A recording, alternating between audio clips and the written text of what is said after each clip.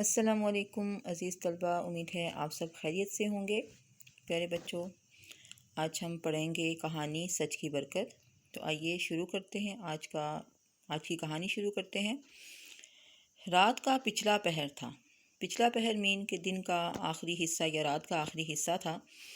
دن بھر کا تھکا ہارا قافلہ پڑا سو رہا تھا۔ اچانک شور اٹھا، ڈاکو آگے، ڈاکو آگے۔ سوئے ہوئے مسافر ہڑبڑا کر اٹھے، ہڑبڑا کر مین کے ڈر کر اٹھ گئے اور اپنے اپنے سامان کو سنبھالنے لگے۔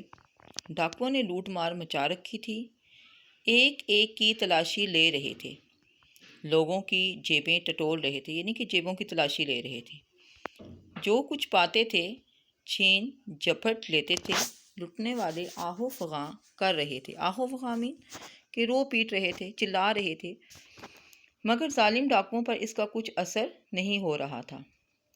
اسی قافلے میں ایک نو عمر لڑکا بھی شامل تھا، جو کھڑا یہ سب کچھ دیکھ رہا تھا اور متعلق پریشان نظر نہیں آتا تھا۔ متعلق پریشان یعنی کہ بالکل پریشان نظر نہیں آتا تھا، یعنی کہ جہاں قافلے کے باقی لوگ رو پیٹ رہے تھے، چلا رہے تھے، لیکن وہ لڑکا جو تھا وہ بہت ہی سکون اور اطمینان سے کھڑا سب کچھ دیکھ رہا تھا۔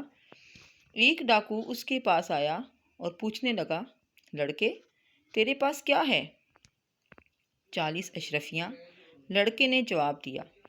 ڈاکو مذاق سمجھ کر آگے بڑھ گیا۔ دوسرا ڈاکو آیا تو لڑکے نے اسے بھی یہی جواب دیا۔ اسی طرح یکے بعد دیگرے 3 ڈاکوؤں نے لڑکے سے یہی جواب پایا۔ ڈاکوؤں کے سردار تک بھی یہ بات پہنچی۔ اس نے لڑکے کو پکڑ منگوایا اور پوچھا، لڑکے تیرے پاس کیا ہے؟ لڑکے نے اطمینان سے جواب دیا، یعنی کہ بہت ہی تسلی سے جواب دیا، 40 اشرفیاں۔ سردار نے پوچھا، کہاں ہیں 40 اشرفیاں؟ میرے کرتے کی تہ میں سلی ہوئی ہیں۔ تہ میں مین کے کرتے کے نیچے۔ لڑکا بولا۔ کرتے کی تہ کھولی گئی تو سچ مچ 40 اشرفیاں نکل آئیں۔ سردار نے حیرت سے کہا، لڑکے تو نے اتنی بڑی رقم چھپا کیوں نہ دی؟ میری ماں نے مجھے نصیحت کی تھی کہ بیٹا ہمیشہ سچ بولنا، میں جھوٹ بول کر گناہ گار کیوں بنتا؟ لڑکے نے جواب دیا۔